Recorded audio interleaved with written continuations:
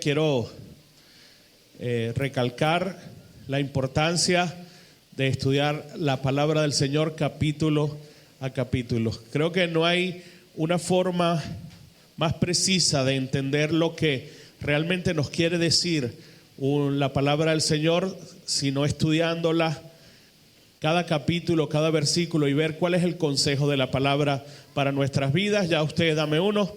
Ya usted conoce, por supuesto, que lo hacemos exegéticamente y usted conoce cuál es la definición ya de una exégesis bíblica. Entonces, importantísimo siempre esta lámina, ya usted se la debe saber de memoria, cuál era la finalidad del libro de Juan, presentar a Jesús como el Mesías. Pastor, ¿por qué siempre repetimos eso? Porque cada vez que nosotros vamos al libro de Juan y tenemos esto en mente, entonces nos damos cuenta y en cada capítulo descubrimos cómo Jesús o cómo Juan siempre presentó a Jesús como el Mesías, como el Mesías venidero, como lo que ellos estaban esperando, no como un profeta más, como muchos. Hay religiones que reconocen que Jesús fue un gran profeta, un gran maestro, pero no el Hijo de Dios. No reconocer la autoridad que tenía Jesús, recuerden cuando estudiamos el capítulo 5, no reconocer la autoridad que tenía Jesús como el Hijo de Dios fue lo que hizo que muchos de los judíos de la época no creyeran en él. De hecho, en este capítulo que vamos a estudiar hoy, ellos le dicen: nosotros somos seguidores de Moisés. Y no era a Moisés al que debían seguir para poder ser salvos. Entonces, por eso Juan escribe esto. Y ya usted conoce los versículos. Hoy vamos a estudiar el capítulo 9 de Juan. Dile que está a tu lado, Juan capítulo 9. ¿Cuál estudiamos la semana pasada? El 6, pastor, y el 7 y el 8 se lo saltó. Mire, dame uno, por favor. Cuando vemos las enseñanzas del capítulo 7 y 8, cuando realizamos este estudio, porque lo que queremos es que la palabra de Dios pueda ser de edificación para nuestras vidas y extraer lo que realmente para la iglesia puede ser de gran edificación. Y cuando vemos el capítulo 7, nos damos cuenta que Jesús estaba enseñando en Jerusalén, ¿verdad? Y la gente estaba confundida, porque ya la gente, mira lo que dice, estaba confundida entre su creencia, o sea, lo que ellos conocían, lo que habían aprendido de la ley, lo que los fariseos le enseñaban, y la verdad de Jesús. Ahora la gente estaba ahí confrontada, capítulo 7, entre estas dos enseñanzas, y muchos decían: wow, es Jesús, ¿será que es el Mesías? ¿Será que este es el que ha de venir? Y sin embargo muchos otros creían en las enseñanzas o seguían apoyando las enseñanzas de los fariseos. Entonces, ¿qué pasa? Que vemos en ese capítulo los fariseos, igual que en el capítulo 5, por eso te lo puse allá abajo, queriendo arrestar a Jesús. Vemos a Jesús en el capítulo 7 hablando de su autoridad y ellos se negaban a creer en él. Cuando extraje el capítulo 7, cuando lo vi, me di cuenta que la enseñanza era muy parecida al capítulo 5. La autoridad de Jesús, la gente confundida, no creía en él. Y el capítulo 8 es la continuación del 7, de hecho es un mismo relato. Y entonces es la continuación del 7 y Jesús dice que se va al monte y al otro día vuelve y entonces le traen una mujer adúltera en ese momento. ¿Pero para qué?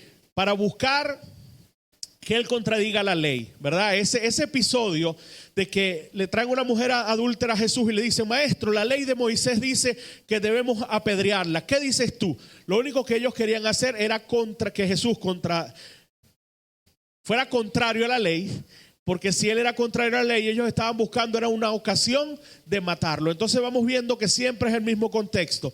No creían en Jesús y los fariseos se oponían a él y lo único que querían hacer era buscar la ocasión para realmente matarlo, para arrestarlo, para darle muerte. Entonces vemos que para eso le llevaron a la mujer adúltera. Entonces Jesús, en ese contexto, él se presenta como la luz del mundo y el que quería librarlos del pecado.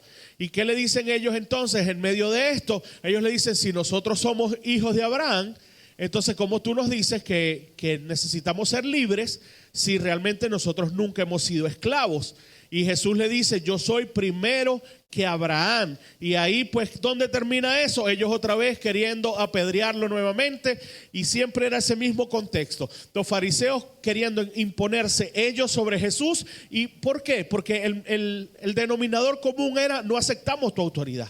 No aceptamos que tú eres más que Moisés. No aceptamos que tú eres más que Abraham. No aceptamos que tú nos digas que tú eres primero que Abraham. De hecho, en ese capítulo dice, si tú no llegas a 50 años y vas a decir que Abraham se alegró porque te vio a ti, entonces no entendían nada. Entonces en ese contexto, cuando estuve estudiando esto, vi que era tan repetitivo que dije, vámonos al 9. Recuerden que vamos a estudiar capítulo a capítulo lo que nos interesa para que realmente nosotros podamos sacar lo que edifica, amén, lo que nos edifica como iglesia. Porque esto es muy parecido a las enseñanzas del capítulo 5. De hecho, cuando Jesús presentó su autoridad, después comenzó a hacer muchos milagros y eso era repetitivo en él. Muchos milagros, y cuando los milagros estaban creciendo, se le ponía la cosa fea a los fariseos. Porque decían, este hombre ya hace milagros, hay que callarlos de alguna forma. Y el último milagro, o el que dio en el clavo, el que ya ellos dijeron hay que matarlo porque ya no podemos, está en el 11. Cuando Jesús hace ¿qué? Cuando resucita a Lázaro. Entonces ellos dicen, no, ya aquí no podemos hacer más nada. Porque dice la Biblia que muchos judíos creyeron en él. Porque ya no era algo común. Ya no era un paralítico, ya no era un ciego, ahora era una persona que había resucitado y que muchos lo habían visto.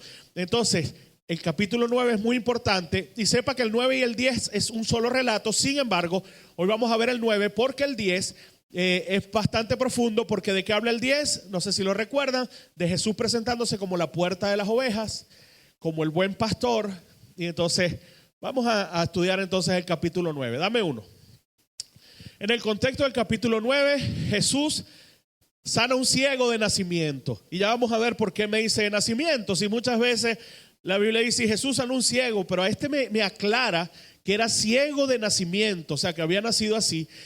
Y lo hace en el día de reposo. Pastor, otra vez el día de reposo. Lo hace nuevamente en un día de reposo. Y el pueblo se divide entre creer en él o seguir a los líderes religiosos. Nuevamente, mi hermano, téngalo en su mente en esta enseñanza. Eso era lo que estaba ocurriendo. Jesús estaba creciendo muchísimo en fama. Jesús, cada milagro que hacía, recuerda, y te tienes que acordar de esto de la semana pasada, cada cosa que él hacía no era un milagro, era ¿una qué? Una señal milagrosa. Era algo que él hacía que lo apuntaba a él como el Mesías. Y cada cosa que hacía que cada día más y más y más judíos creían en él. Entonces todas las cosas que Jesús hacía, las hacía con esta finalidad, de que realmente la gente creyera en él y que realmente pudieran ver que él era el Mesías, el que ellos estaban esperando. De hecho, se acercaba ya a su crucifixión, se acercaba ya a su muerte, y Jesús no dejaba de hacer milagros continuamente. ¿Y qué pasa para los fariseos? Esto era un problema muy grande. Porque cada vez que pasaba algo, la gente decía, este tiene que ser el Mesías. Y lo vamos a leer aquí precioso. Cómo lo dicen y cómo lo dice la gente, cómo lo dice el mismo ciego que él sanó y cómo dice todo el mundo, este tiene que ser el Mesías. Y Jesús todo lo que hacía, lo hacía para demostrar. ¿Y cuál es la finalidad del libro? Demostrar que Jesús era el Mesías. Entonces ahí vemos que esto es un pasaje o un capítulo bastante sencillo. Entonces dice, entre creer o seguir a los religiosos, y vemos el testimonio y las palabras del hombre que había sido sano, y vemos algo que sigue ocurriendo. Jesús al final de esto se da cuenta, casualmente después de sanar a un ciego, que lo que está ocurriendo era que había una ceguera espiritual entre los fariseos. Porque al final le dice, si ustedes realmente fuesen ciegos, entonces no serían culpables de nada. Pero viendo, ustedes no ven. Y el título que le da Reina Valera es ceguera espiritual, porque realmente aunque veían a Jesús, aunque veían lo que hacía, aunque veían todas las cosas, ellos no querían, así es sencillo, no querían creer en él. A lo suyo, vino, pero los suyos no le recibieron. No querían de ninguna manera creer en Jesús, hiciera Jesús lo que hiciera. Jesús hacía señales milagrosas todo el tiempo, Jesús seguía enseñando, Jesús seguía haciendo las cosas, pero ellos estaban ciegos espiritualmente. No, que ellos querían creer lo que querían creer, y eso se mantiene hasta el día de hoy. Mucha gente sigue teniendo ceguera espiritual y no pueden ver más allá. Pastor, yo no entiendo. Llega un momento en que Jesús en estos capítulos le dicen, o sea, ¿por qué no creen? ¿Qué más puedo hacer para que ustedes crean?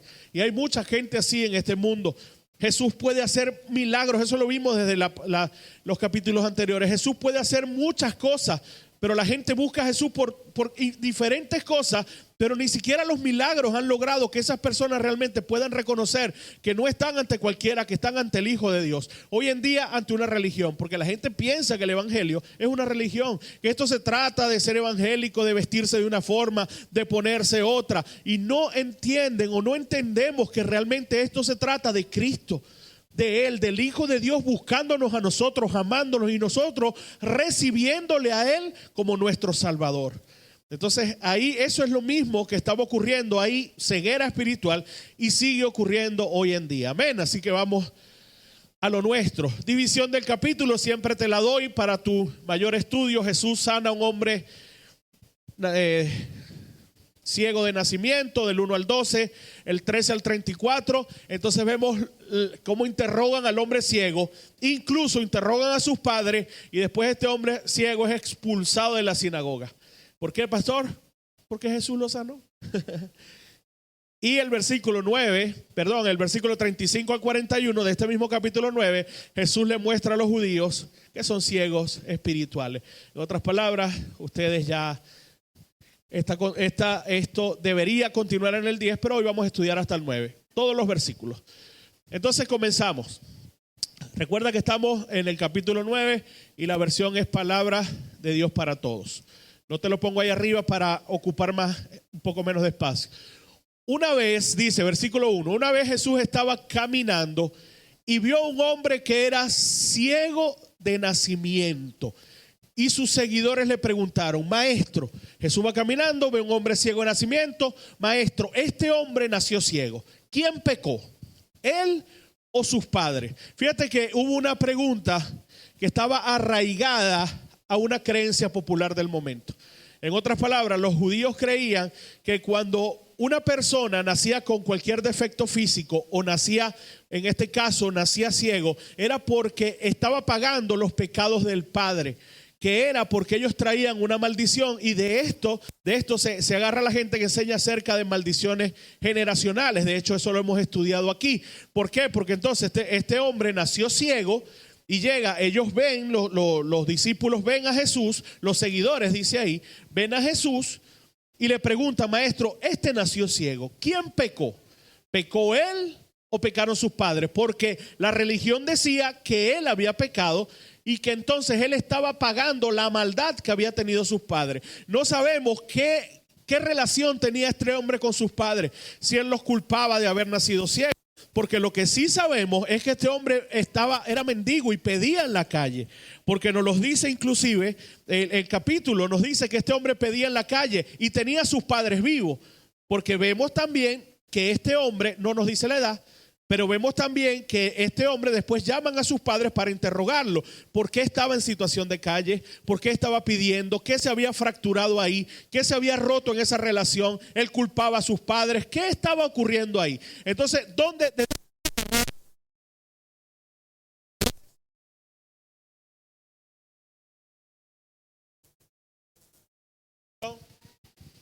Ok, ¿de dónde se agarraban entonces estos hombres o los judíos de la época para decirle a la gente, para decir que cuando una persona nacía ciego era que había pecado o que venía? Eso estaba, dame uno de la ley, por supuesto, Éxodo 20. Amén. Éxodo 25 dice lo siguiente: no te inclines ante ellos, hablando de qué, de la adoración o la idolatría a otros dioses. Y dice, no te inclines ante ellos ni los adores, porque yo soy el Señor tu Dios, soy un Dios celoso, y castigaré a los hijos por el pecado de los padres, e incluso a los nietos y bisnietos por culpa de los que me desprecian. ¿Cómo habían interpretado entonces ellos esto aquí? Ellos habían interpretado que cuando una persona fallaba, cuando una persona rendía culto o simplemente se rendía a otros dioses, entonces iban a ser castigados sus hijos, sus nietos y sus bisnietos. Entonces básicamente ellos tenían este tipo de enseñanza. Sin embargo, cuando Jesús les aclara lo siguiente, mira lo que Jesús le dice. Jesús le respondió: no es que hayan pecado ni él ni sus padres, Dice, este hombre nació ciego para que en él se muestre las grandes cosas que Dios puede hacer. Pastor, entonces, ¿qué quería decir este versículo? Realmente al pueblo de Israel le tocó vivir entre muchas culturas y entre mucha gente que realmente adoraban a diferentes dioses. Y adorar a un Dios iba más allá únicamente de postrarse ante Él. Realmente inclinarse ante un Dios y adorar a un Dios era adoptar costumbres de esa gente. Entonces, ¿qué pasa? Que cuando un israelita abandonaba al Señor por tomar las costumbres, ¿verdad?, de estos dioses paganos, entonces lo que hacía era que su vida se contaminaba. Y eso es lo que estaba ocurriendo. Cuando su vida se contaminaba, entonces ellos comenzaban a vivir una vida, apartados del Señor. Entonces no era que, ay, pastor, mi abuelita, esa bebía mucho y yo nací con eso, con esa maldición generacional. No, es que si tu abuela bebía mucho, lo más probable es que ella en su hogar se bebía, se fiestaba. Entonces sus hijos bebían y fiestaban mucho. Y entonces no se trata de maldiciones heredadas, sino que se trata realmente de conductas aprendidas. Y en lo bueno y en lo malo. Usted no ha visto que existe por ahí en el béisbol Bobby Witt Jr. ¿Por qué? Porque su papá es Bobby Witt, un jugador. Vladimir Guerrero Jr. ¿Por qué? Porque su papá es Vladimir Guerrero. Y él aprendió y toda la vida vio que su papá jugó béisbol. Siempre estaba ahí donde estaba el béisbol. Y hay cosas que se aprenden en conductas para lo bueno y hay cosas que se aprenden para lo malo. Hay cosas que tú en tu hogar, si Dios no gobierna tu hogar, lo gobierna otro. Y ese que gobierna tu hogar ha metido en tu hogar cosas que tus hijos y tus nietos. ¿Por qué tus nietos? Porque realmente lo que tú aprendes lo llevas a otro. Yo aprendí así, yo lo enseño así. Y eso es lo que estaba diciendo ahí. La maldad realmente, cuando tú quitas, recuerda que ahí está en el contexto de la idolatría, de rendir tu vida a otros dioses. Entonces la maldad que realmente representa rendir tu vida, quitar a Dios de tu vida y poner otras cosas, va a afectar no solo tu vida, sino la vida de tus hijos. Y tus hijos les van a enseñar a tus nietos lo mismo que aprendieron de ti. Pastor, hay gente que ha dado testimonio y dice, pastor, hoy en día yo le doy gracias a Dios porque rompí con eso, pero mi abuelita era bruja, mi mamá aprendió a ser bruja y todos éramos y todas traíamos esto hasta que Cristo llegó y libertó mi hogar. ¿Por qué? ¿Eran qué? ¿Es que se nacía, yo nazco con algo que dice que soy brujo? No, es que básicamente son conductas aprendidas. Son maldiciones. Hay cosas ahí, hay muchas ataduras que hacen que esas conductas aprendidas realmente se conviertan en una maldición en tu vida. Pero no quiere decir que tú tengas que repetir los patrones. Pero muchas veces nosotros somos el reflejo de lo que en el hogar nosotros vemos. Entonces, ¿qué es lo más importante? Que nosotros entendamos que si en nuestro hogar reina Cristo, en el hogar de mi hijo va a reinar Cristo también. Y mi hijo, cuando en su hogar reine Cristo, en el hogar de mis nietos también va a reinar Cristo. Por eso la Biblia dice que cuando creemos en Jehová, cree en Jehová y serán salvos tú y tu casa. ¿Por qué? Porque hay una promesa. ¿Por qué? Porque cuando Cristo gobierna mi vida, entonces mis hijos van a entender. Mira, decía la hija de Rudy Gracia, decía que en su casa no hacían altares familiares. Eso lo decía Rudy en una entrevista con ella. Y decía, mira, en nuestra casa no hacemos altar familiar. Y Rudy Gracia decía, yo amo los altares familiares, yo estoy de acuerdo con eso. Pero en nuestro caso, decía Rudy Gracia, en nuestro caso teníamos 55,000 cultos al año, porque ellos eran pastores, tenían cultos todo el tiempo, actividades. Y nosotros, ojo, ellos decían, nosotros no quisimos traer un culto más al hogar. ¿Por qué? Porque ya teníamos demasiado. En tu caso tú puedes hacer un altar familiar, va a ser de bendición, apartar 1 hora, 2 horas en la semana o todos los días para tu familia, para leer la Biblia, eso es de bendición. Pero Rudy Gracia decía que en su caso era hacer otro servicio más de los 55,000 servicios que ya ellos tenían. Entonces dijeron, ya no, nosotros no hacemos altares familiares, pero ¿qué hicieron ellos? ¿Qué sí hicieron? Decía Rudy Gracia, le modelamos la vida cristiana, lo que Cristo había hecho en nosotros, se lo modelábamos todos los días a ellos y mis hijos creyeron en el Señor porque veían todos los días lo que realmente se vivía en el hogar, y ese es el mayor altar familiar que nosotros podemos hacer.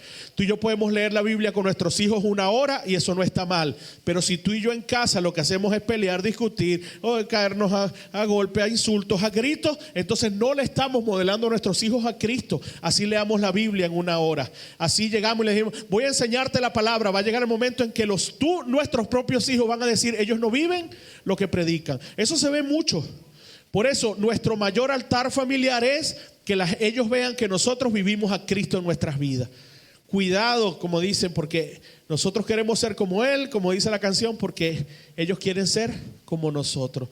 Tus hijos te admiran aunque tú no lo sepas, y tus hijos están viendo cuánto de Cristo hay en ti y cuánto tú le presentas a Cristo, porque ellos son una esponja. Y nuestros hijos están esperando que el mayor altar familiar nuestro sea modelar nuestra vida realmente a Cristo todos los días de nuestra vida. ¿Qué decía la hija de Rudy Gracia? Ella decía, mira, yo recuerdo que cuando tuve mis propios hijos y mi hijo se enfermaba, yo no llegaba y salía corriendo a otra cosa, sino que enseguida buscaba orar por mi hijo, porque yo decía, así lo hacía mi papá. Entonces, así lo hacía mi papá. Y cuando pasaban cosas, ella se acordaba, así lo hacía mi papá. Entonces, lo mejor que tú y yo podemos hacer es realmente mostrarle a Cristo a las personas. Amén. Entonces, las conductas aprendidas van a existir. Tú decides en nuestro hogar cuáles son las conductas que tú y yo realmente le presentamos a nuestros hijos. Entonces, mira lo que dice, dame uno porfa, mira lo que dice Ezequiel. Dice, el que peque morirá. El hijo no recibirá castigo por el pecado del papá, ni el papá recibirá castigo por el pecado del hijo. El bueno será recompensado por su bondad, mientras que el malo será castigado por su maldad. Realmente el alma que peque, esa morirá. Ya no se trata de que, bueno, ni para lo bueno ni para lo malo. Mi mamá es cristiana y entonces yo heredé eso y yo me voy para el cielo con él. Dios no tiene nietos, Él tiene hijos. Pero así tu papá y tu mamá pueden estar muy extraviados de la verdad y tú puedes ser luz en ese hogar. No se trata de que en las tinieblas, no, es la luz. Es la luz la que va a prevalecer ahí. Entonces el alma que peque, esa morirá, dice la palabra del Señor. No se trata de que el castigo de tus padres, que era lo que estos muchachos pensaban. ¿Por qué nos metemos aquí?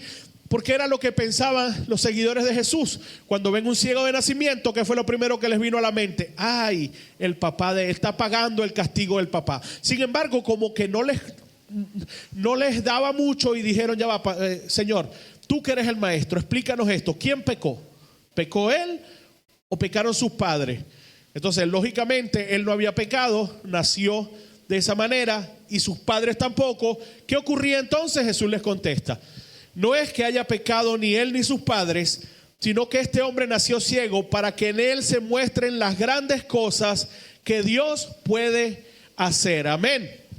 Entonces le dice, estas grandes cosas que Dios puede hacer, les dice Jesús este versículo 4 y 5, debemos hacerla durante el día. Escucha esta expresión. Él le dice, debemos hacerlo durante el día. Durante el día debemos hacer el trabajo del que me envió. Porque cuando viene la noche, nadie puede trabajar. Mientras esté en el mundo, dice Jesús, yo soy la luz del mundo. Es un versículo que parece un poco confuso, pero cuando entendemos la cultura nos damos cuenta que no es tan confuso. Dame uno y te lo explico aquí. Mira, en los tiempos de Jesús, las labores de trabajo comenzaban muy temprano. El día no. El día comenzaba a las 6 de la tarde. Comenzaba un día a las 6 de la tarde y terminaba al otro día a las 6 de la tarde. Pero de noche era imposible trabajar porque no había electricidad. Era muy costoso mantener las cosas iluminadas. Entonces la mayoría de la gente apagaba su cosa y a dormir, porque mantener aceite para mantener la lámpara encendida era sumamente costoso. Entonces se paraban, imagínate, si ya el día te comenzó y tú tienes que trabajar, aprovechar la luz del día para trabajar, tú te parabas muy tempranito, porque si había algo que te impedía trabajar era que se fuese la luz. Cuando la luz del día se iba, ya tú no podías trabajar. Entonces mira lo que dice. Se paraba muy temprano con el alba y solo duraba hasta que la luz del día se lo permitía. Jesús estaba diciendo, debemos hacer la obra de mi Padre mientras aún sea permitido, porque pronto va a llegar la noche. Muchos teólogos dicen que esta expresión de Jesús de que la noche iba a llegar es porque todavía en este momento Jesús sabía que la noche estaba muy cerca, porque iba a llegar el momento donde ya los fariseos no le iban a permitir seguir haciendo las obras, seguir haciendo milagros. ¿Por qué? Porque venía la persecución, venía todo lo que iba a hacer contra de él. Ya venían momentos donde Jesús no iba a poder seguir haciendo los milagros que hacía. Y para este momento Jesús tenía aproximadamente mínimo 6 meses haciendo milagros día y noche. Y Jesús dijo, esta obra, las obras de mi Padre, las obras hay que hacerlas mientras todavía se han permitido. Y no le importó si era sábado. Hay que seguirlas haciendo porque va a llegar la noche. Va a llegar el momento oscuro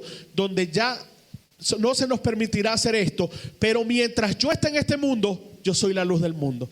Yo soy el que alumbro, yo soy el que digo. Mientras yo esté en este mundo, yo soy la luz del mundo. Pero ahorita todavía podemos hacerlo. Todavía no ha llegado el momento. Mira, cuando tú leas todo esto, por eso es bonito leerlo capítulo a capítulo, tú te das cuenta que antes de esto en muchas ocasiones querían arrestarlo. Y lo único que dice la Biblia es que querían arrestarlo, pero no ocurrió porque no había llegado su hora. ¿Qué pasaba? No lo sabemos. No sabemos si Jesús en ese momento cuando querían arrestarlo, la gente se confundía. No sabemos qué pasaba, pero resulta que hasta que Jesús no era su hora, él no fue arrestado. No podían arrestarlo. Entonces Jesús dice en este pasaje, ya va, hagamos la obra de mi Padre, del que me envió, mientras aún podamos, mientras aún es de día, porque ya muy pronto viene la noche. Ya muy pronto viene el momento en que el Hijo del Hombre ya no hará más milagros en esta tierra. Entonces es importante que nosotros entendamos esto, porque inmediatamente que él dice esos 2 versículos y dice, yo soy la luz del mundo, entonces ¿qué va a pasar? Se acerca al ciego y lo va a sanar. Vamos a leerlo. Dámele uno, por favor. Después de decir esto, Jesús escupió en el suelo, hizo barro con la saliva y se la puso en el ojo al ciego. Le dijo, ve a lavarte al estanque de Siloé, que significa enviado. Y luego el ciego fue, se lavó y regresó y ahora podía ver. Esto fue lo que ocurrió. Me lo dejas hasta ahí, please. Esto fue lo que ocurrió. Jesús llega, ve al ciego, se acerca a él, escupe, hace barro y tapa sus ojos. Luego llega y le dice, ve al estanque de Siloé. Recuerda que cerca de Jerusalén había 2 estanques. El estanque de Siloé, ¿y cuál era el otro estanque? El de Betesda, que ya lo estudiamos. Y le dijo, ve al estanque de Siloé, lávate. Y cuando el hombre se lavó, pudo ver. ¿Por qué Jesús hizo eso? Pastor, es que Jesús era como exótico. Es que Jesús llegaba y le gustaba hacer las cosas de una forma. Recuerda que todo lo que Jesús hacía tenía un propósito. Todo lo que Jesús hacía lo hacía por algo. Mira, hermano, él tapa los ojos del ciego. Pregunto, ¿Jesús no podía solo ponerle la mano y que este hombre quedara ciego? Perdón. Que volviera a ver. ¿Podía o no podía? Es más, podía solo decir la palabra y aquel hombre. ¿Por qué lo hizo de esta manera? ¿Qué se le ocurre a usted? ¿Por qué lo hizo de esta manera? Porque Jesús tenía un propósito con esta sanidad. Jesús tapa sus ojos. Este hombre había visto a Jesús. Pastor, claro que no era ciego. Este hombre no había visto jamás a Jesús, no sabía quién era él, no lo conocía, pero sí había escuchado muy bien de él. Había escuchado de Jesús, porque más adelante vemos que le pregunta quién era y él no dice como dijo el paralítico. No sé, un hombre, yo no sé quién era. No, él dijo, ese que llaman Jesús. Pero aquel hombre llega, le tapan los ojos y dicen la gente, los teólogos, los que saben de esto, dicen que los ciegos, realmente ellos con el tacto se manejaban muy bien por la ciudad. O sea, el ciego de nacimiento. Este hombre caminaba y él sabía, aquí, ok, ya toqué aquí, ya él sabía y podía llegar a la puerta y devolverse. Entonces este hombre conocía eso. Jesús le dice, ve y lávate con un propósito. con una finalidad, y era de que cuando este hombre abriera sus ojos, no inmediatamente viera a Jesús, porque más adelante cuando él ve a Jesús, eso lo vamos a leer, él cae de rodillas y le dice: Señor, yo quiero seguirte. Pero este no era el momento aún de que este hombre abrazara a Jesús y le dijera: quiero seguirte. ¿Por qué? ¿Quién me dice por qué? ¿Sabes por qué no era el momento? Por lo que iba a ocurrir más adelante. Dame uno, please. Mira, versículo 8. Sus vecinos y los que habían visto pedir limosna decían: ¿no es este el hombre que se la pasaba pidiendo limosna? Este milagro no era solamente un milagro para que un ciego recibiera la vista. Esto era una ¿qué? Dígamelo. Un testimonio, una señal milagrosa. Jesús siempre hacía los milagros para que la gente lo supiera, creyera en él. Era una señal milagrosa. Si el ciego queda, inmediatamente recobra la vista y: maestro, Señor, y se habrá, no pasa nada, nadie se entera, ni el pueblo, ni los fariseos, ni nadie se entera. Pero cuando Jesús le dice: ve y lávate, este hombre fue de testimonio para todo aquel por donde él pasaba. Y la gente empezó a decir: ya va. Hey, este no es el ciego que pedía limosna allá. Sí. ¿Y qué empezó a preguntar la gente? Hey, ¿quién te sanó? ¿Y cómo haces para ver? ¿Y qué pasó? ¿Y qué crecía ahí? La fama de Jesús. Recuerda que estábamos en los tiempos donde ya la fama de Jesús estaba creciendo. Ya venía la crucifixión. Y Jesús, lo único que él quería era que la gente entendiera quién era él. Que su fama siguiera creciendo. No porque quería ser famoso, porque quería salvar a más gente. Porque mucha gente, dice la Biblia, que mucha gente creyeron por los milagros que él hacía. Entonces los milagros de Jesús nunca apuntaron a la fama del que lo hacía. En nuestro caso, los milagros de Jesús apuntaban a que él fuera famoso. Por eso hoy en día nosotros creemos que todo lo que Dios hace, lo hace para que el nombre de Jesús sea glorificado. Es por eso, hermano, que para nosotros es muy delicado. Yo declaro, yo decreto, yo digo, ¿por qué? Porque cuando Jesús, él decide hacer un milagro, es porque su nombre va a ser glorificado. Si su nombre no va a ser glorificado, entonces realmente nosotros debemos evaluar y entender cuando realmente el nombre de Jesús es glorificado a través de lo que nosotros hacemos y lo que nosotros le pedimos al Señor. Nosotros pedimos con fe y el Señor hace las cosas, pero siempre su nombre va a ser glorificado. Pastor, ¿qué me quieres decir? Que incluso el corazón del que ora tiene que tener mucho cuidado, porque el Señor sabe si tú estás orando para llevarte la gloria. El Señor sabe, sin embargo, todo tiene que ver con la voluntad de Dios, con su soberanía. Él va a hacer lo que Él va a hacer. Amén. Pero su voluntad es la que se va a hacer. Pero muchos de nosotros creemos y oramos, y Señor, para que crean, para que crean que yo sí soy un hombre de Dios. No importa, hermano. Lo importante es que Cristo sea glorificado. Entonces, cuando nosotros entendemos los milagros más que algo que beneficie a una persona, una señal milagrosa, tú oras hasta con más fe.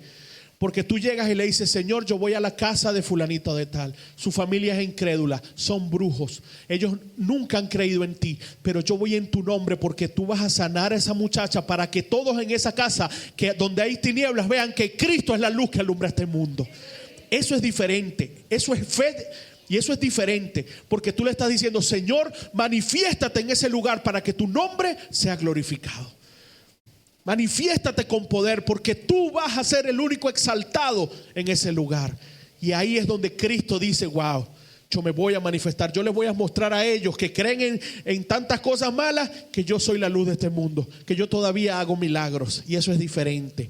Y eso es lo que estaba pasando aquí. Si este ciego de una vez abraza a Jesús y cree en él, no se enteran. Mucha gente que para Jesús era importante que se enteraran. Es más, Jesús todo lo hace con un propósito. Para Jesús era importante hasta que se enteraran los fariseos. Imagínate. Mira lo que dice. Sus vecinos y los que habían visto pedir limosna decían: ¿no es este el hombre que se la pasaba sentado pidiendo limosna? Algunos dijeron: sí, él es. Otros dijeron: no, no es él, solo se le parece. Pero él mismo decía: sí, soy yo. Yo soy el que estaba ahí sentado. Ahora mírenme, ahora puedo ver. Entonces le preguntaron, ¿cómo es que ahora puedes ver? No entendemos. ¿Y qué dijo él? Él respondió, el hombre que se llama Jesús. Una señal milagrosa, no solo un milagro. El hombre que se llama Jesús. Tú me viste por muchos años desde nacimiento. Tú me viste por muchos años pedir limosna, ¿verdad? Sí, el hombre que se llama Jesús me sanó. El hombre que ya ahora es una señal milagrosa y no solamente un milagro. ¿Cómo lo hizo? Dice, hizo barro, me lo puso en los ojos, después me dijo, ve a Siloé y lávate. Así que yo fui y cuando me lavé, pude ver. Así de práctico, así de sencillo. Versículo 12, ellos le preguntaron, ¿dónde está ese hombre? Y él contestó, no sé. Porque él me sanó, me dijo que me fuera, él me dijo que anda a lavarte y yo no sé qué se hizo. Lo que sí sé es que este hombre me sanó. Es más, no solamente se lo dijo a ellos, lo refutó y se lo dijo a los fariseos en su cara. Este hombre me sanó. Una conversación preciosa. Yo creo que Jesús, leyendo esto que vamos a leer, nos damos cuenta que Jesús sanó al que tenía que sanar. Porque Jesús sanó a este hombre y las palabras de este hombre fueron contundentes, inclusive contra los fariseos. Vamos a seguir viendo, dame. Mira, versículo 13. Llevaron al hombre que había sido ciego, ¿a dónde? A los fariseos. Este hombre era ciego, hoy es día de reposo, está sano, hay que llevárselo a los fariseos. ¿Será que Jesús no sabía que se lo iban a llevar? Porque Jesús sabía y necesitaba inclusive que los fariseos también entendieran. ¿Por qué? Porque Jesús también necesitaba que ellos creyeran en él. Ya la decisión era de ellos. Si ellos inclinaban su corazón a decirle lo que le dijeron, tú eres un falso, tú eres un pecador, ¿por qué haces esto? O muchos de ellos, y no lo dice, muchos de ellos tal vez dijeron, wow, como dice ahí, wow, realmente este hombre tiene que ser de Dios, porque nadie hace las cosas. Lo importante es que lo que Jesús hizo, lo hizo con un propósito específico. Mira lo que dice. Lo llevaron a los fariseos y Jesús había hecho barro. Jesús había hecho barro y lo había puesto en los ojos del ciego. ¿En dónde? En un día de descanso. Una señal milagrosa. Entonces los fariseos le preguntaron al hombre, ¿cómo es que puedes ver? Él le respondió, me puso barro en los ojos, yo me lavé y ahora puedo ver. Así de sencillo. Mira lo que dice. Algunos de los fariseos dijeron, ese hombre no es de Dios porque no respeta el día de descanso. Otros decían, mira lo que pasa aquí, mira lo que está ocurriendo. Recuerda el contexto. La gente se dividía cuando veía estas cosas. Este hombre no es de Dios porque hizo esto en el día de descanso. Pero otros decían, pero ¿cómo es que un hombre pecador puede hacer estas señales milagrosas? Ya va, si él es pecador, ¿cómo puede hacer que un ciego de nacimiento, que el mismo ciego dice, eso nunca lo hemos visto, que un ciego de nacimiento puede ver? Entonces el milagro era contundente para que ellos creyeran. Ahora, fíjate los dos corazones que hay aquí. Un corazón que viendo no ve, ceguera espiritual. Y un corazón que cuando ve dice, wow, nadie puede hacer lo que este hombre hizo. ¿Cómo es que un pecador? Ustedes dicen que es un pecador, pero ¿cómo que si es un pecador pudo sanar a este hombre? No estamos entendiendo, fariseos. No entendemos realmente sus enseñanzas ahora. Se nos está complicando la cosa. Y los fariseos decían, ¿cómo lo matamos? ¿Y cómo hacemos? Porque está creciendo la fama de este Jesús. Entonces una señal milagrosa. Entonces, ¿qué dice abajo? Entonces hubo una ¿qué? Una discusión entre ellos. Que él lo haya hecho en un día de descanso no es porque Jesús llegó y estaba atorado, él no podía esperar al otro día. Es porque todo lo que aquí ocurría era a propósito de Jesús. Porque muchos judíos, estos judíos no es que discutían con el pueblo, discutían entre ellos. Líderes religiosos diciendo, ya va, vamos a poner las cartas sobre la mesa. Está bien, no creemos en él. Tú dices que es un pecador, sí. Explícame cómo Dios oye un pecador. Eso es lo que estaba pasando. Esta era la discusión. Bueno, pero es un pecador, ya va. Pero si es un pecador, ¿por qué Dios lo oye? Porque nunca habíamos visto que un ciego de nacimiento haya sido sano. ¿Quién hace las señales que hace este hombre? Nadie las hace. Entonces yo te aseguro que el corazón de muchos comenzó a decir, este tiene que ser el Mesías venidero, el Hijo de Dios. Lo que realmente él en el capítulo 5 nos viene diciendo que es el Hijo de Dios, amén, el Hijo del Dios viviente. Entonces es importante esta conversación, muy importante. Seguimos. Versículo 17. Luego le dijeron otra vez al ciego, ¿tú qué dices? Agarraron al ciego, ya va, vamos a dejar de discutir nosotros, está bien. Y le dicen al ciego, ¿tú qué dices? ¿Qué dices tú de este hombre que te sanó? Entonces llega y le dice, amor, ayúdame. ¿Tú qué dices? Y el hombre dijo, ¿tú qué dices ahora del que te dio la vista? El hombre dijo, es un profeta. El hombre ciego no llegó y dijo, bueno, recuerda que le habían dicho a los fariseos, es un pecador. Es un pecador. Y le preguntan al hombre ciego, ¿y tú qué dices? Y tal vez ellos esperaban que él dijera, pues yo no sé, para mí es un pecador. Y él llegó y le dijo, para mí es un profeta. Y la respuesta de los fariseos fue, todavía los líderes judíos no creían que él había sido ciego ni que había recibido la vista. Ellos llegaban y decían, ya va. Entonces, si este hombre no conseguían como algo lógico para que este pecador lo haya sanado, entonces se fueron a la lógica y dijeron, yo creo que la lógica es entonces que este hombre no era ciego nada. Eso fue lo que consiguieron ellos, que este hombre no era ciego y él no fue sano nada. Esto es un teatro que están montando los seguidores de Jesús, ¿verdad? Es un teatro que están montando los seguidores de Jesús entonces para que creamos en él. Entonces mira lo que dice, pero después llamaron a los padres del hombre. ¿Por qué lo llaman? Porque ya había una discusión y muchos dijeron, ya va, no me vengas a decir que no era ciego porque nosotros lo vimos pidiendo limosna. Este no es un cieguito de hace 2 días atrás. Este era un hombre que pedía limosna y todos lo conocíamos. Y yo me imagino que muchos de los judíos dijeron, bueno, vamos a llamar a sus padres. Y ahí salimos de dudas. Y mira lo que pasa. Pero después llamaron a los padres del hombre y le preguntaron, ¿es este su hijo que ustedes dicen que nació ciego? Esto fue muy parecido a un cuerpo policial. No lo voy a nombrar, pero estamos en... ¿Es este su hijo real que ustedes dicen que nació ciego? Yo siendo le digo, no, que yo digo no, que nació ciego. No es que yo digo, es que nació ciego. Entonces este es su hijo que ustedes dicen que nació ciego. Entonces ¿cómo es que ahora puede ver? Y sus padres contestaron, sabemos que nuestro hijo nació ciego. No es que nosotros decimos, es que sabemos que nació ciego, pero no sabemos cómo es que ahora ve. Y tampoco sabemos quién le dio la vista. Lo único que sabemos, mira, no sabemos aquí ni siquiera cuántos años tenían este hombre que no veía a sus hijos. No sabemos cuál era la relación entre ellos.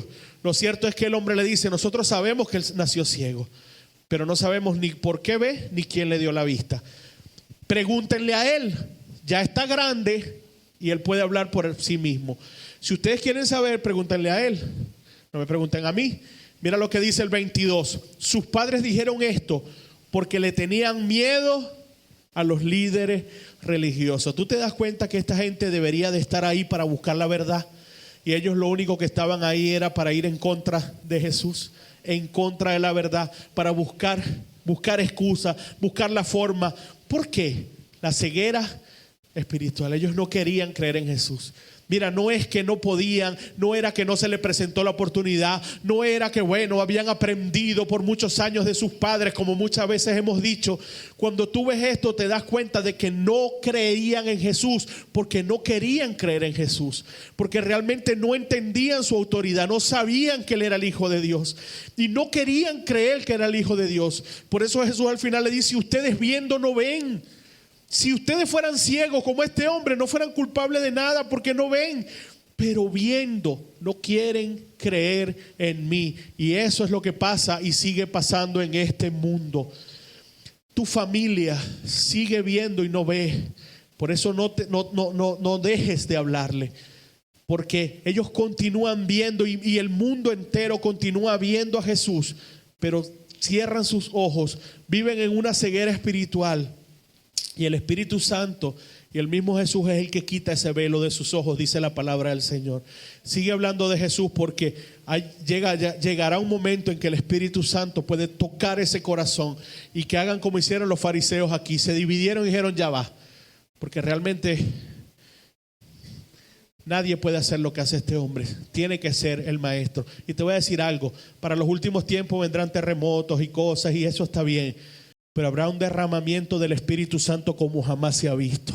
Y veremos muchos milagros en estos últimos tiempos, pero que los milagros sean señales milagrosas que apunten a nuestro Rey de Reyes y Señor de Señores. Que cada milagro no sea para que la gente se maraville, sino para que la gente caiga de rodillas y diga: esto tiene que ser obra de Dios. Y eso es lo importante de entender todo esto que se nos está enseñando en este capítulo. Porque estamos en los últimos tiempos, amén. Dijeron esto porque le tenían miedo a los líderes judíos, quienes habían puesto de acuerdo. Mira lo que hacían para expulsar de la sinagoga a cualquiera que creyera que Jesús es el Mesías. En otras palabras, Franklin, una oposición completa. Todo el que crea que Jesús es el Mesías, te me vais. Mira lo que dice el 23. Por eso sus padres dijeron: pregúntenle a él, ya está grande y él puede hablar por sí mismo. Amén. Seguimos. Mira lo que pasa. Después los líderes judíos llamaron por segunda vez al hombre. Fastidioso, ¿no? Lo vuelven a llamar porque no hallaban forma, no conseguían. Llamamos a sus padres y los padres nos dijeron que sí. Entonces ya no sabemos qué hacer. Miren lo que dice: llamaron por segunda vez al hombre que había sido ciego y le dijeron: da honra a Dios y di la verdad. Como que bueno, entonces si eres, di qué pasó, di la verdad, di que te lavaste, no sé, y que casualmente cuando te lavaste, o que fue en el estanque de Betesda donde te lavaste, y el ángel había movido las aguas en ese momento. Da honra a Dios y di la verdad, porque este hombre es un pecador, no te pudo haber sanado él. Mira la respuesta: nosotros sabemos que ese hombre es un pecador. Entonces él respondió, aleluya, yo no sé si es un pecador o no. Lo que sí sé es que yo era ciego y ahora puedo ver. Dale un aplauso al Rey de Reyes y al Señor de Señores. Yo no sé si lo que ustedes dicen, si es un pecador o no es un pecador. Yo lo único que sé, decía este hombre, es que yo era ciego y ahora puedo ver. La respuesta de este hombre, por eso te digo que Jesús sanó al que tenía que sanar. Los fariseos se quedaron así como que wow, ¿qué más le podemos decir? Seguimos. Mira lo que dice el 26. Le preguntaron entonces: ¿qué te hizo él? Ya no hallaban qué decirle. ¿Qué te hizo? Dime, tal vez, porque ellos esperaban que él le dijera: bueno, él agarró un ungüento que hizo una viejita por allá para buscar la manera de quitar lo milagroso. ¿Qué te hizo? Y mira lo que le dice este hombre. Este hombre ya estaba arrestiado. ¿Cómo te dio la vista? Él le respondió: ya les dije, pero ustedes ¿qué? No lo quieren aceptar. ¿Por qué lo quieren oír otra vez? Es que también ustedes quieren hacerse sus discípulos. Ya el hombre estaba como que, ¿será que ustedes también se quieren? Porque si quieren ser sus discípulos, yo les predico. Yo les digo cómo es la cosa. Pero ustedes no lo quieren aceptar, ya se lo dije. Entonces, ¿qué hicieron ellos? Lo insultaron. Lo insultaron. Y le dijeron: tú eres su seguidor. Tú eres seguidor de este hombre, pero nosotros seguimos ¿a quién? A Moisés. No conocían la autoridad del Hijo de Dios. Ellos se autoproclamaban seguidores de Moisés y no del Mesías esperado. Entonces tú eres su seguidor, pero nosotros somos seguidores de Moisés. Sabemos que Dios le habló a Moisés, pero no sabemos ni de dónde viene ese hombre. Y el hombre le contestó: eso sí que está raro. Ahora, este hombre tenía unas respuestas increíbles. Eso sí que está raro. Ustedes no saben ni de dónde vino. Y dice: pero ese que ustedes no saben de dónde vimos, a mí me dio la vista. Eso sí que está raro. Así como que ya, bueno, ya como que lo que ustedes están hablando como que no concuerda. Y le dice: eso sí que está raro. Ustedes no saben de dónde salió él.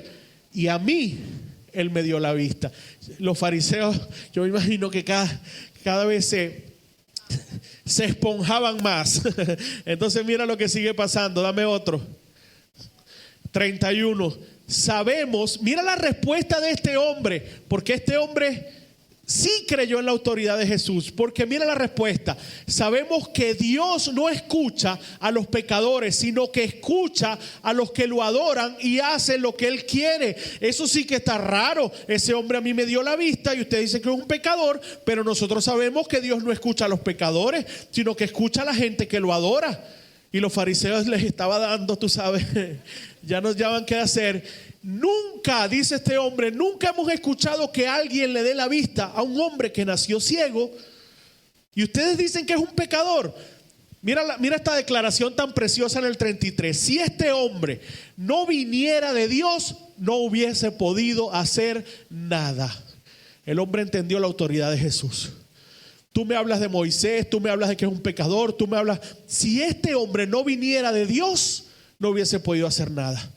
Esa señal milagrosa sirvió para que la gente entendiera que Jesús hacía esto porque venía de Dios. Ya ahí el milagro estaba completado. Ya ahí el propósito de Jesús por el cual lo sanó estaba completado. Que los fariseos no quisieron creer, algunos, pero algunos sí creyeron. Y Jesús dijo, bueno, los que no quieran creer, Él no los va a obligar. Pero muchos creyeron en Él. De los vecinos, de los que lo vieron. Yo me imagino que después de esto, los padres del muchacho. ¿Tú te imaginas los padres del muchacho? Hijo, ¿qué pasó? Bueno, papá, que me sanó este hombre, el que llaman Jesús. ¿Y dónde está? No sé, pero vamos a buscarlo. Porque si no, este hombre no viniera de Dios, no me hubiese podido sanar. Entonces muchos creyeron en Él a través de este milagro. Y mira lo que dice. Ellos le contestaron, tú has sido pecador desde que naciste y estás tratando de enseñarnos a nosotros. Esto no le entraban balas. No le entraban balas. No había forma de que ellos creyeran en absolutamente nada. No hay peor ciego. No le entraban balas de ninguna manera. Tú has sido pecador desde que naciste. ¿Por qué? Porque ellos se basaban en lo que leímos al principio, en la ley. Tú naciste en pecado. Tú estás heredando el pecado de tus padres y en el orgullo, y quieres enseñarnos a nosotros. Entonces, ¿qué hicieron? Lo expulsaron de la sinagoga. Te me vas por creer en Jesús. Amén. Así de sencillo es este pasaje, pero con mucha enseñanza bonita. Seguimos. Mira los últimos versículos. Jesús oyó entonces que lo habían expulsado, porque Jesús tenía un propósito desde el principio. Jesús oyó que lo habían expulsado, así que cuando lo encontró, ¿por qué lo encontró? Porque lo buscó. Jesús sabía que lo iban a expulsar. Jesús sabía todo lo que iba a pasar. Y Jesús sabía que lo habían expulsado, fue a buscarlo, lo encontró y le dijo, ¿tú crees en el Hijo del Hombre? Fíjate que no le dijo, wow, mira qué bueno que tienes milagro. No, le dijo, hey, está bien, olvida que te sané, olvida todo. Lo más importante es esto. ¿Tú crees en el Hijo del Hombre? Eso era lo más importante de este pasaje. Eso era lo más importante de lo que Juan quería expresar. Eso era lo más importante de lo que Juan quería enseñar. Tú crees verdaderamente en el Hijo del Hombre, no en Moisés, no en las leyes, no en las cosas, no en la Torá, no en el Tú crees verdaderamente, crees en el Hijo del Hombre. Porque si tú crees en el Hijo del Hombre, este milagro no fue únicamente para sanidad, sino para salvación. Tuya, de tus padres, de los vecinos y de los judíos que creyeron por este milagro. ¿Crees en el Hijo del Hombre? La respuesta de este hombre, el hombre le contestó, Señor, ¿y quién es Él? Dímelo para que así yo crea en Él. Dime quién es el Hijo del Hombre, dime quién es el Hijo de Dios. Jesús le dijo, tú ya lo has visto, ese soy yo con quien estás hablando. El hombre se arrodilló delante de él y le dijo, creo, Señor. Entonces Jesús le dijo, he venido para que se haga justicia, para que los ciegos vean y para los que ven se queden ciegos. He venido para que se haga justicia. Tú que estás ciego puedas verme, pero muchos de los que ven quedarán ciegos porque no quieren creer en nosotros. Una señal milagrosa que hizo que, aunque esta foto solo tiene este hombre, yo te aseguro que detrás de esta señal milagrosa mucha gente creyó en Jesús. Y muchos hoy en día están con Él porque Jesús sanó a este ciego.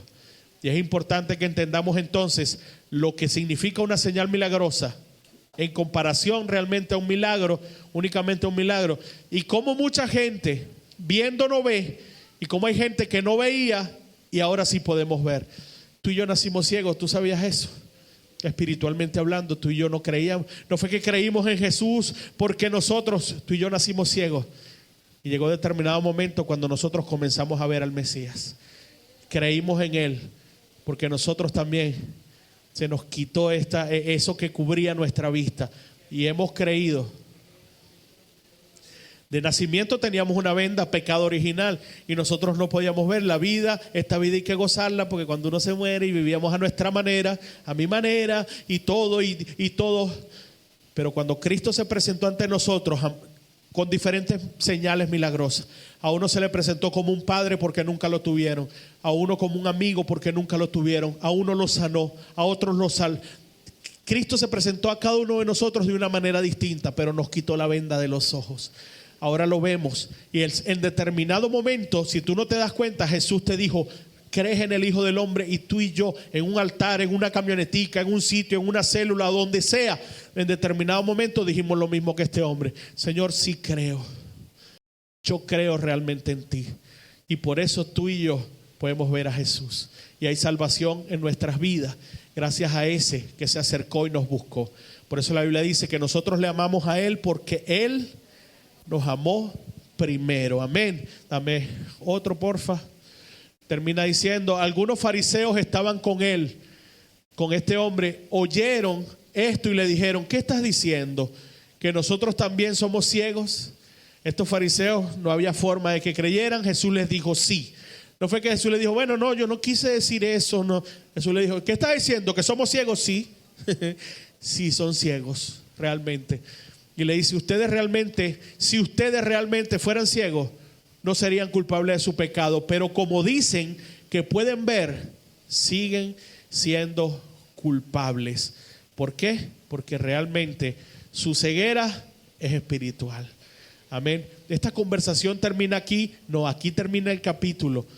El capítulo 10 es continuación de que no lo vamos a ver hoy, donde Jesús le dice: cualquiera que entre al redil por un lugar que no sea la puerta, porque él era la puerta, es ladrón y salteador. Y toda esta conversación preciosa después de esto es con los fariseos. Amén. Entonces el 10 también es muy bonito, porque sigue esta conversación preciosa que vimos hoy. Mira, te dejo esto, dame uno. Recordando lo que decía Juan 6: nadie puede acercarse a mí si el Padre que me envió no lo trae. Y yo los resucitaré en el día final. Los profetas escribieron, y Dios les enseñará todo. Todo el que escucha al Padre y aprende de Él, viene a mí, dice Jesús. Nadie que no reconoce a Jesús como el Hijo de Dios era simplemente un ciego espiritual.